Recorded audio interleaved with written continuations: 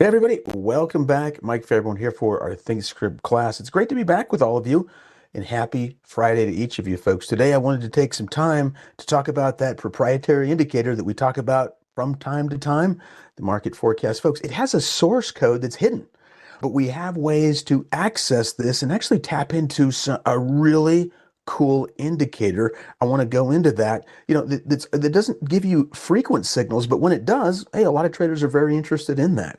So I wanted to go ahead and dive into that today. I would like to welcome all of you. I'm joining the chat by a really good friend of mine, JB. You'll see him in the chat. I want to say a special thanks to James for helping me out last week. There's no doubt about it. You guys like when James teaches the class. We had quite a few people there. I do appreciate James, providing such great instruction and indications there. He's also noted, happy Memorial Day weekend. Absolutely. That makes the weekend just that much more. It sweetens the weekend, doesn't it? We have a 3-day break, but then also you just have a 4-day week. It adds up on both ends. It's kind of nice. But simple math there, right? All right. Hey, good afternoon to you, Chuck. Good to have you here, as well as Austin, Rocky from PA. We've got Chris B. How's it going, Chris? Welcome back, David, as well as I'd Never Eat here. Great to see you guys. We got Jackson. Scott, Life in the Fast Lane, I Never Eat here, and Will. Hey, you guys, if you haven't been here in this class before, we do look at customizing columns. We look at new indicators. I've got a cool indicator adaption that was brought to my attention by Christopher Allenby. Appreciate him doing that off of a discussion we had a couple of weeks ago when we were looking at the ADX and the DMI plus, DMI minus, which is, I must say, a really great addition to what I was showing. So it did a lot better, and in terms of the chart, and I think you guys are going to really like that too. But great to have you all on board, folks. Let's move on over to some disclosures to get the show on the road here. Information here is for general information purposes only. It should not be considered an individualized recommendation or personalized investment advice. Now, the paper money software application is for education purposes only.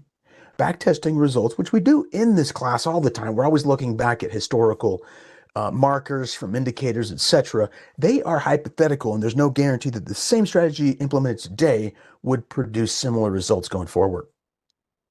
Investing involves risk, including for some products more than your initial investment. Past performance of any security strategy does not guarantee future results or success. There is a little blip there, some lines there just to be mindful of in terms of futures and futures options, because we will access futures from time to time in this class as well. All right. Well, with all that, remember we talked about this, and we'd like to talk about this from week to week. Identifying a goal. And a lot of times we said when you identify the goal, one really cool and easy way to identify a goal is to pick an indicator that's already gone pretty far in the right direction that you want to see, like let's say a major cyclical type bottom where you're getting some of like these that, the indicator might help to map out these major cyclical levels. We had a coach a while ago, James will probably remember him, who just was a big fan of cycles. And, cycles are fascinating. I like cycles too. But the whole idea today was to find an indicator that tried to pinpoint maybe these longer term cycles and even the shorter term ones within those cycles. So again, folks, hang on a second. That was supposed to change colors. There we go. You have little cycles within bigger cycles, for example, and there are indicators out there that help us with this. We do have a proprietary indicator, the market forecast indicator, which is very, very interesting, often used on the market, generally, but also used on stocks as well. You just don't get nearly as many signals, but we're going to take a look at that today. But this is just kind of a good step, a set of steps for scripting in terms of getting a goal down. Oftentimes meeting that goal is really helpful if you're already using an existing indicator. In this case, there's a little bit of a challenge because the source code is hidden. It's a proprietary indicator, but we can talk about it a little bit, maybe as to what's going on behind the scenes to a degree there. Okay, we will share that ThinkScript link at the end as well. Okay, very good. By the way, you can follow James and I on X. Love to have you on board if, in fact, you are interested. James's handle, James Boyd CS, always posts a lot of great stuff, a lot of humor in there too, which I enjoy. I'm not nearly as humorous as he is from his tweets or his classes, but yeah, so remember to put the CS at the end of that. And then also Mike Fairborn CS, folks, if you'd like to join me there. It's just got to be all one word, and there you'll have it there. But you can join us both. I might just, everybody always spells my last name. Well, not everybody, but a lot of times it is spelled a little bit wrong. And so I'm just going to say, because one letter, you get off one letter and bam, you're somewhere else. But that is my handle right there. Remember, James Boyd, Boyd, CS as well. Make sure you put the CS at the end, because there are plenty of individuals out there that pretend to be James Boyd, for example, that are not James Boyd. But if you get that, you're on the right spot. Okay, a quick look at our markets here. Yeah, pretty straightforward. We've seen a pretty strong rally to the upside, folks. I sent actually out a speaking of an X post, or on X, a post on this right here, which is the /10Y, which is interesting. It could be a driver. You might see here, I put in some lines on that post, but you might see a shoulder, head, shoulder, breaking above maybe a neckline over here too. And the higher that these yields get, a lot of times it puts a lot of pressure on the market. And so perhaps maybe there's a continuation of a pullback for a period of time. But the 10-year is actually broken out above there. See, there's a good example of us tapping into the futures. Okay, well, I'm not going to talk a lot about the markets, but I just wanted to point that out right now. And a lot of times, because when you are creating a think script, you want it to be in line with maybe the market direction, bullish or bearish. And so there you go. All right, well, a couple of weeks ago, I did be sure to hit James's session as well. It was a fantastic discussion that he had brought up last week in this class, and I owe him one or several to cover for him. But I'm just going to take you into Trader Talks. And by the way, while you're here, feel free to subscribe. Bottom right hand corner of the screen, folks. If you find these kind of presentations useful, valuable, if you get something out of it, smash that like button as well. But I'm going to go ahead and go into the playlist here, and I'm going to scoot on down. Normally it's right at the bottom, I've noticed, and although I'm not seeing it, there it is right there. It's got JB's headshot. That's probably why. This class we did right here, this was James's, did a great, awesome work on that. Love his insights. He's got a totally different view of ThinkScript, so it's so cool to see that. Let me just provide you guys a link to this if you want to take a look at that. But into the chat, I might as well while I've got it up, right? And there you go, into the chat. The one we did a couple of weeks ago, where we looked at the ADX and the DMI plus, the DMI minus. This one over here, we had an issue. I'm going to just stop it real quick so it doesn't play, but I'm going to scoot down here and just highlight to everybody that I did put those scripts listed down below. We had a script 1 and a script 2 that you can see right down there that can be copied and put in place. And we did one specifically where we're looking at the ADX going up and going down. For those of you that didn't see it, might as well post this one as well, because this is going to be the addition that Chris Allenby provided here for us, which was so much better than what you were seeing on my screen here down below on the chart in terms of like highlighting a particular range of weakness and strength. You can see up top, he did that. And I'm going to highlight that right now so you guys can all check it out. So this was what he did. That was probably one of like the weakest indicator in terms of seeing the strength or weakness, and they would kind of flatten out. It was a little bit tricky. The one he did though is he revised that trend signal, and I'm going to pull it up right now. Revised trend strength, trend strength right here. And let's go ahead and click on it. He's given me permission to sell that, to share that as well. And there you go. Isn't that nice? Now we're on the ADX. Let's just pull up Apple here. Or heck, what about Meta? There we go. Meta is something that's maybe trending up a little bit. Now, how about that for an indication? As we're using, I'm going to pull it up right now. Let's knock out some of these studies. So much easier to see. Let's go ahead and throw that ADX on right up top so we can get a full view of everything. Well, ADX plus, let's see, the DMI as well on it. There we go. Okay, remember we talked about the strength going above a particular range like 25, and we had within that description that I'd shared, well, you'll find that in that class at the bottom of the description section. And we give an explanation on how to do that too in that class if you want to check that portion out as well. But remember, when the ADX gets above that 25, it just indicates trend strength. And you can see that we just are getting that as of recently, trend strength about 20. It doesn't say up or down, but we use the the DMI plus, the DMI minus to help us with that. That's what that whole class was about. The great thing here that Christopher has done here for us is that the whole chart begins to show bullish or bearish, as opposed to these little boxes that I had at the bottom. So just a really awesome advance here that you can see just so clearly, and the size of these is just wonderful. It mirrors price data.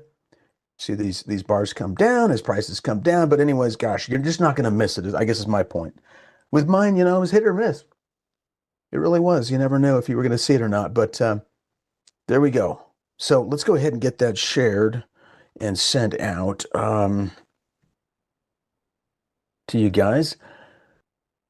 So you have that, but what an improvement that was. Oh, okay, let me see. He didn't get his name in here. Let me just go ahead and just add this in because those are not my adjustments at all to this. So let's just put this in right now. I'm just going to say updated.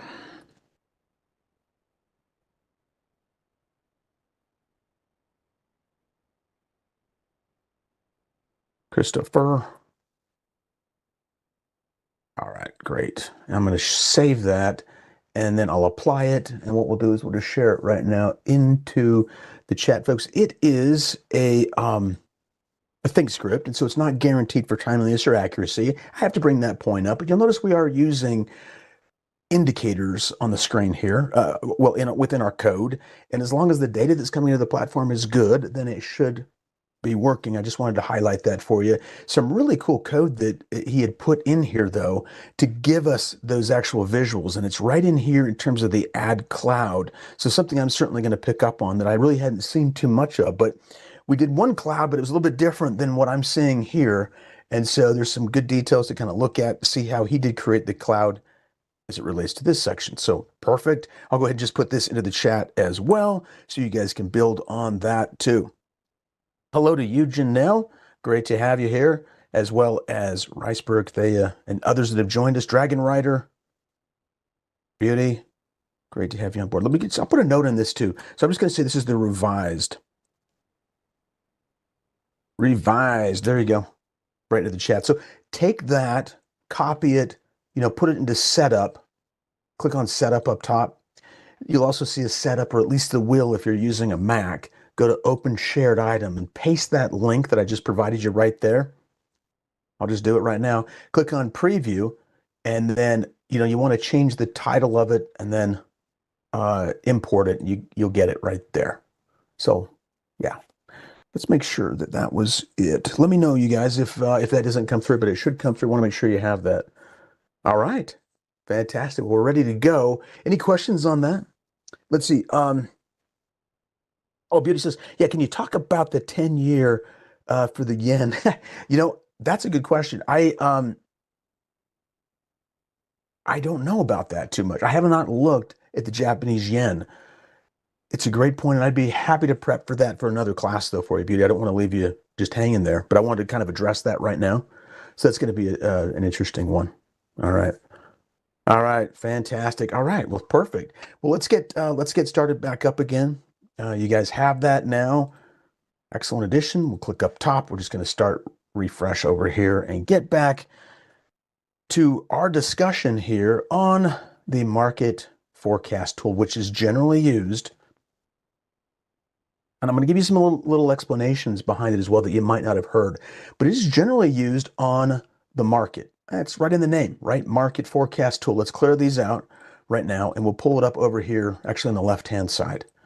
Okay, so let's go ahead and type in market F to pull up the market forecast. Now, before I click on that, and if you wanted to take a look at the code and you click over here, oh, look at this, source code isn't available. So they hide that code, but they do plot in here momentum, near term, and intermediate. We just don't get an explanation of what that is exactly. I'm gonna explain, the code itself, but it does give us some information. We're gonna create like this really accessible code to show you how it can be used, much like traders would with this particular indicator. There's a couple of different ways to use it. I'm going to go through both of them right now, though. I'm going to make this a little bit thicker so we can see it. Might as well. And let's go ahead and put it down below. And there you have it. Okay, so there's the market forecast. Now, it is a little bit tricky because there are some, I guess if I put my cursor down here, you can see it highlights some of those lines a little bit better. But what I wanted to show you first and foremost is on the SPX. Now that market forecast line, if I zoom over here, let me just double check something here. Yeah, market forecast, we're good there. There has been quite a bit of volatility over a time frame. I'm going to go up top. I'm going to jump into it though, and I'm going to show you what we're looking at here. I'm going to take out a couple of these areas initially. So I've got the momentum line, which is very, very short term, the near term line, and the intermediate term line. So just discussing this indicator for now. And by the way, I did highlight, I made this one a little bit thicker when I wanted to make the intermediate line, the one I really want to focus in on the thickest. We'll just keep that green and go from there. Okay. Actually, bouncing back to that again real quick. So a couple of things this is doing. We've got, as I was just talking about earlier, cycles over a period of time in the market. The momentum is the quickest period of time. It's something like, I've seen it expressed as like 2 to 8 days. You've got 8 to like 20 days or so within the near term line. There's not like a specific number, but it's kind of like short, like really short term, and then quite a bit longer term over here in the intermediate.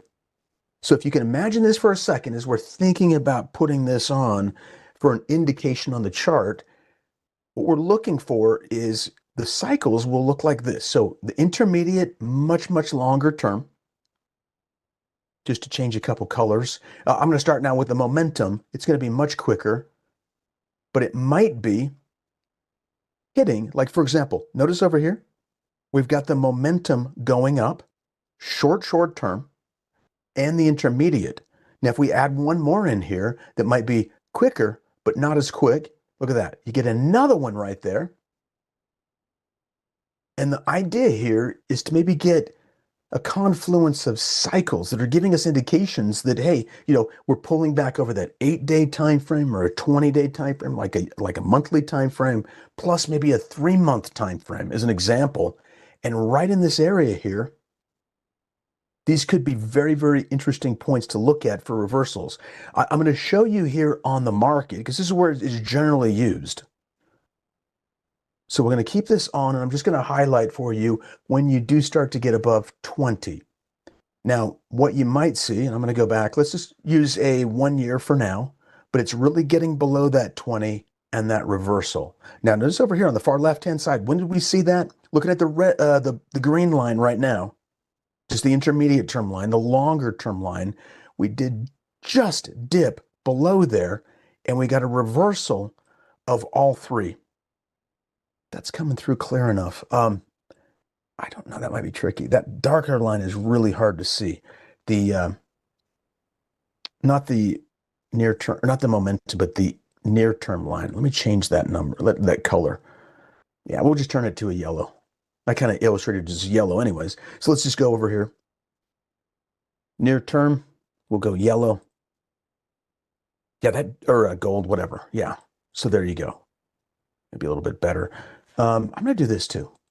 Sorry, I'm thinking about it as I'm going through, but I'm just going to bump both of these up to 2. For some reason, I was able to see it easier when I'm sharing it. I'm not. So that's why I'm making some adjustments, but there you go. Now, can you guys see this a little bit easier? There we go. We dip all down below there. And this is referred to as, when we were even discussing this, JB and I, years ago, that's referred to as like a cluster, right? You're clustering down below maybe a 20 level on the low end. That's this is the range is 20 to 80 here. This is the upside. That's the downside. But some of the price reversals can happen off of the 20, bullish off the bottom and bearish off the top. And that's what we're focusing in on here. And you can see that reversal. We got another one over here too, where you're getting prices coming up. Prices actually bottoming here, but then you're getting some directive from the market forecast also saying that you're getting above 20. And so they don't happen too often. Like I've got a year chart here, and we've got a couple in here. We actually this was a bit of a fake out here, but it was a recovery. It was just a bear flag, right? It did actually reverse right over that time frame, but it did come back down again. And one indication that it might have been bearish is that you took out this major low over here too. So there were some signs in there perhaps that it could be weak, and it was. Over here, on the other hand, you made a higher low and you kind of rallied back up. They don't happen too often, is my point with the market forecast. You got really close kind of here as well. What I want to do is take a look at a couple of stocks as we talk about this too. So just some examples, like say, for example, here's Tesla. All right, and I'm going to do this for now so we can actually see it a bit better. I'm going to take out the momentum, the near term, and just focus in on the intermediate for now. So you can see, yeah, a little bit easier here, some price levels when we were not just breaking below 20, but getting back up above that 20. Let me highlight some on the chart. So I'm choosing some of the bigger names you probably have heard of, heavily traded stocks right there. We got, so there's a dip below 20. There's a dip below 20, another dip below, and a rise above. So it has to dip below and then rise back up above. That's the key point. But these folks, this is part of the longer cycle. And that's what we're focused in on here with the intermediate. I would actually call it, yeah, intermediate, like 3 to 6 month cycle type thing. You know, just kind of thinking of a range or a 3 to 6 month time frame. In other words, when you get this indicator making those overbought and then a crossover above that level, that's where it could be the, 2 to 3 months. 2 to 3 months, according to the indicator. 2 to 3 months. Okay, we didn't get a recent signal. This was actually back in March. The interesting thing is we got the signal early here on Tesla. And when you get that strength off of this indicator, that longer term cycle saying, hey, normally this is when prices might start to rally back up. Somebody could have, because the break above the 20 happened like right over here. Somebody could have said, well, maybe you might get support down through here, and maybe it's time to keep eyes on it. That's all. Keep some eyes on it. Don't want to lose track of something that might happen 2 or 3 times a year. Maybe that's something you could look at. You could look at then other indications on the chart. We don't want to go into that right now, but this is just kind of help to clue you in that maybe that longer term cycle's in gear. Another one. Let's go through some of the bigger names. Here is Meta. So I'm using it on the chart here. And let's go back and see what we've got here. Okay. Here is clearly a break above that level. We had one here too, but we did test to a double, kind of a bottom ultimately in hindsight. That was a double bottom there. But it's the break above that we're looking at. Okay, so whatever other indicators you might be focusing in on, that could be interesting. There was a lot of talk about Meta here, kind of struggling, but hey, it did follow through. Now this one here too, look at that, just barely at a different time frame than the other stock we looked at. It hit just below. I mean, that's just below 20 right there. They don't happen too often, but when they do, some traders like to get on the side of that longer term trend. There you go again. So just keep in mind, perhaps 2 to 3 months, question mark, right? 2 to 3 months over there. Might we get this here? Possibly. A quick note on the market forecast, after you see that reversal off the bottom, what a lot of traders will do is they'll say, as long as I'm staying above, and this is how they'll use that intermediate term line, they'll say, as long as you stay above 80, it does not matter the direction of the line. It could still remain bullish. So case in point, you got above here. It did dip. These are a little bit more volatile because, I mean, it's Meta, it's tech stocks, but you can see over here it did dip. Okay, there was a period of time where it was actually really quite strong above 80. That indication is more frequently used on the SPX quite a bit to show you on this indicator, but let me just go back to, let's just show you a 2-year. I'm going to show you some more data. Okay, yeah, here we go. So here is the break above, a break above 20. And you'll notice it getting above that 80. How long did you stay above 80? Quite a while. Now, if you get below 80, according to the market forecast tool, the way that some traders will look at this is they say, well, I don't really want to trade it. I don't want to look at a long-term position if putting on a long trade if the line is going down and it's below 80. But then it popped right back up. And folks, then it stayed there for like 1, 2, 3 months. So it can show really good strength, the intermediate term line, on these rallies. It just could be an additional indication of further strength using something much, much more akin to a price cycle. What are the standard cycles? Up 3 months, down 3 months, or 6 months, whatever the case might be. So you can come back over here, and I would just go back and kind of back test this yourself. I'm going to add in just one more month, one more year, so you can see that there are other extended periods of time where you were above that level or pointing up, or the line was pointing up, still saying that there could be an upward trend. Okay, so that's kind of an explanation. I want to get into the coding of it now so we can pick up on it and use it as a scan in our scan tab as we go through to find these areas. But before I do that, I want to say that one thing that I think is important that I'm going to add into the mix here, on some of these fake outs, like right over here, and you're going to see this on the stocks. That's why we have those other 2 cycles for a type of confirmation. Right over here, what's happening short term, look at the charts. Although the intermediate term line is bouncing higher, on a short-term basis, the near-term and momentum lines, what's happening to the price over this time frame? I've lined that up, right? I think so. There we go. They're likely going down. So what we're looking for are those other lines to be holding above 20, giving us an indication that we might be looking at a longer-term run. Let's add them back in now so we can see that. So up top, click on the drop down. We'll go ahead and jump back into it. Show plot momentum. Next tab, market near term, I'm sorry. Click on show tab again, or show plot. Click OK, and you can see what I was talking about here. See how prices were shooting down? Market forecast lines were shooting down, and prices were as well, but it was a reflection of those. Notice we got above 20 here, but on our green line, but the shorter term lines were much, much more tied into price action happening now, and they did dip. And so we dipped back down below 20 here, whereas in other cases, we're in most cases above that level. Like for example, right here, see, notice the 3 lines together are above 20, right? Or breaking above 20. We even had that, the yellow line stay above 20 the whole time. So the whole idea is you want to see strength from a really short term to a moderately short term to an intermediate term time frame, where kind of all time frames are lining up at the same time, and that's where we might get the reversal off the bottom.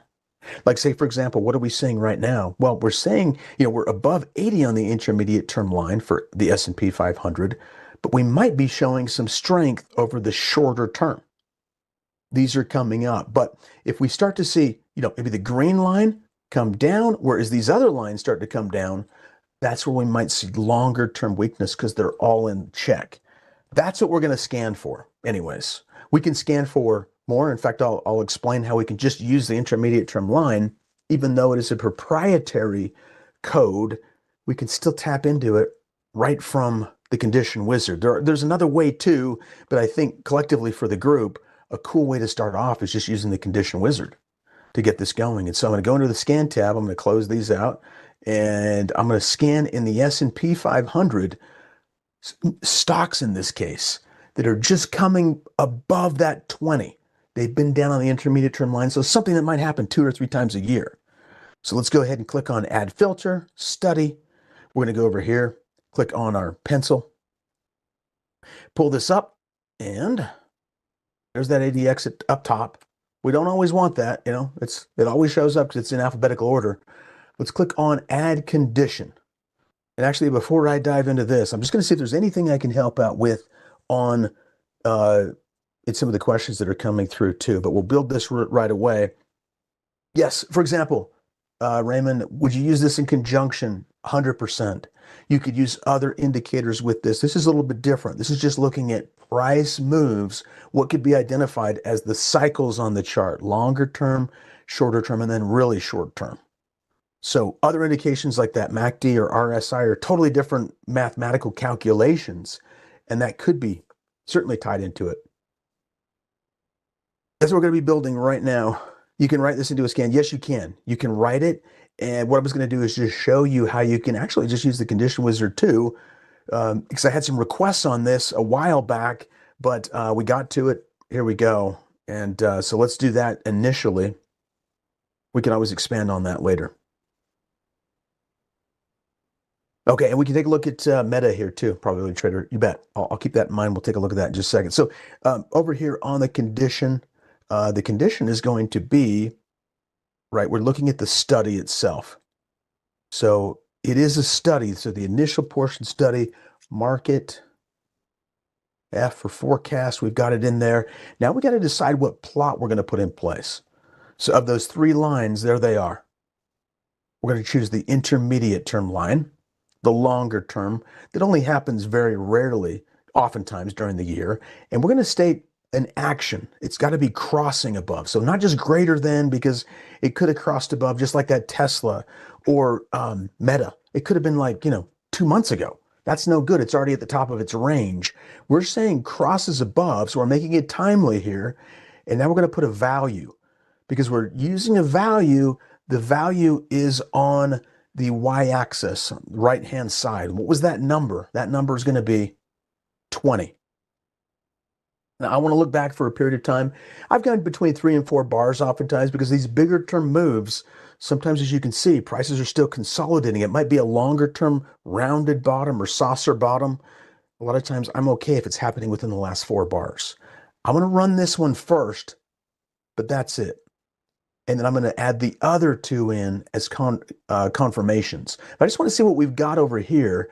That should be enough time frame here for a time frame within the last 4 bars. We got to cross above the 20. So in other words, we had to have been below it in order to cross above it.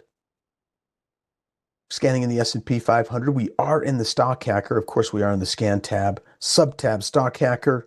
Let's scoot on over and click on Scan and see what we get.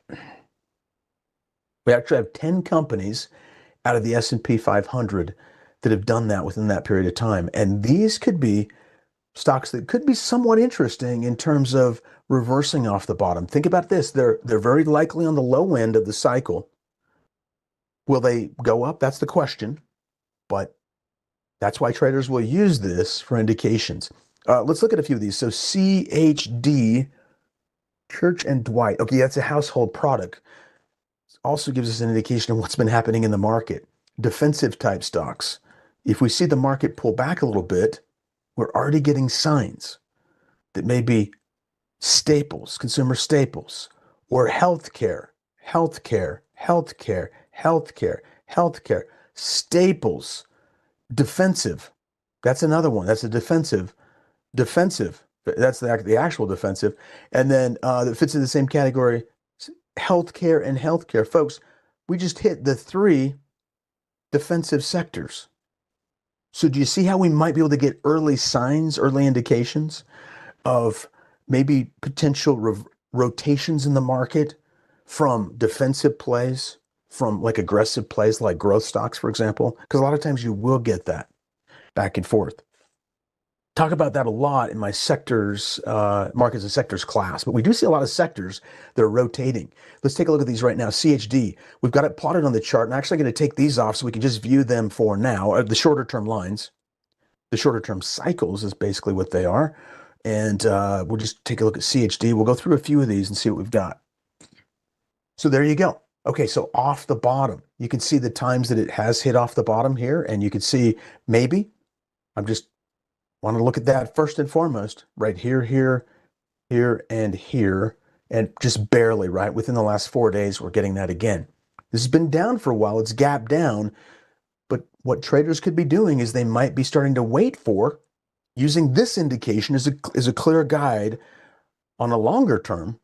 Do we start to get higher highs and higher lows in here? Do we get any, let's say, flag patterns? Because I know you guys don't even pretend. Don't even pretend to tell me you guys don't look at flags. I think many of you do. Flag patterns, right? The good old run up where it holds a lot of its price action and gets going. Because a lot of times that's how these will form. This one's been really kind of in a sideways channel. Let's look at some others. I did see BMY in there. BMY. Yeah, so Bristol Myers. So this did time, it helped to time a couple of these entries, but we were into a sideways channel. We're finally getting one again. Notice you came down, you didn't get above that 20 range, and then you're just getting above there right now. So if I look at this, this is what I might be viewing over here. Just my eyes might naturally just kind of look at this on a 1-year chart. That was a major gap up and hold. We're above that level right now. This trend, if I were to focus on this trend, do you guys see how prices are starting to consolidate at the bottom? Lower lows and lower highs. We could be on the verge of a very, very short term shoulder, head, shoulder right there. And so taking out that level right there, this high could be the start of a rally, is what some traders that look at price patterns could be doing. That would clearly break that downward trend as well. And what you might end up seeing here, if I can drag in here a diagonal sloping trend line, not very good. You've actually already broken that diagonal trend line right as you're getting above the 20. So the change in trend might actually be starting. We don't know, but that's something that could be focused in on here. This is a company that does pay dividends. Now, dividends obviously can be cut at any time, since I brought that up. But if prices are low, that could be attractive to dividend players. Let's pull this up and just take a look at the trade. I'm just curious where right here, that yield is 5.28. That's where income-minded investors like to buy down at the bottom. Now, this is not an income class, but it pops up because you never know what that market forecast might show you along these big pullbacks towards the bottom. Fascinating, right? I saw Merck in there too. Then I have to look again. Okay, I'd actually been drawing lines on Merck for some time. Merck's getting closer and closer to its upper line over here, upper trend line, but that's a long extended trend line. A break above there could mean a change in direction. We're getting above that 20 right there. Okay, now that's a few signals that we're getting. 10 just today alone. But notice they're all in the defensive area, so maybe we're starting to see some life off the bottom. Things to definitely keep track of. Some of these too, remember, you're getting these maybe even before that bull flag might start to form. So you get early signs of what might be moving in the market. As I'm just saying, that's what I'm totally getting out of this. As I look at this, like to see what's happening. Just in general, I mean, could we be seeing rotations? Well, they're starting to move a little bit. So, yeah, let's go ahead and go over here. Just a general indication, not a guarantee. Nothing's 100%, but maybe the long-term cycle is ready. So over here, back to the drawing. Let's add in. We don't want to forget those little guys that were moving kind of fast and giving us some indications. Maybe they can show some signs too. I can tell you one thing for sure, folks. Pretty sure we're not going to get 10 if I run this again. Even just adding in that near-term line, that longer term, a little bit longer than the short time frame. I'm going to add that in right now. So let's do this. We'll go ahead and just make it as simple as possible. Add another condition.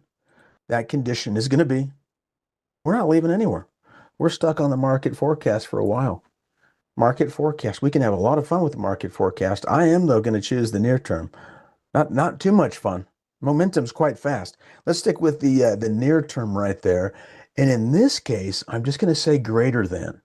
I want to make sure that we're holding above the range. In other words, we're still seeing strength over that shorter term time frame to match with our longer term time frame. And I'm just going to use the same value of 20 and shoot, I'm happy to use that for too. There we go. Within the last 4 days, we've been holding, we're greater than that 20. So our shorter cycle, if I can give you a visual, because that's kind of what I'm seeing right now. Here's the dip below our 20. Okay, we're not that high up. We're just barely coming up right here, right? Don't want to get too excited. Right there. Let's just say we're getting above 20 right there. I'm going to highlight this as like this. There's our 20 we're seeing. Okay, there's the 20 value right there. So it ties in what we're seeing, intermediate term line in blue, near term line, which has been going like this, if I can do it right. Near term line is already above 20. We're just saying, folks, greater than 20, not crossing above. We're running it because, the first indication we have, you can barely see it up top here, but that was a cross above. This one, a little different. We want to say that it's got that shorter term strength as well. In other words, we haven't just peaked and we're starting to come down in price. We want to be above it. So let's do this. That's what I wanted to visually show you. That's all. Click OK, save and OK. So we've added to it. I'm going to go ahead and just scan this guy now and we'll see what we get. Okay, so every one of them actually was above that level. Do you think it's going to be true if we add the momentum time frame? Interesting. I'm going to add it right now. I wanted to kind of work into this a little bit, but we're going to say it now. All three lines, ultra short time frame. We are going to go a little crazy after all. Okay, we're going to go short term market forecast right there. Oh, no, spell it right. Market F. There we go. Market forecast line. Momentum is greater than.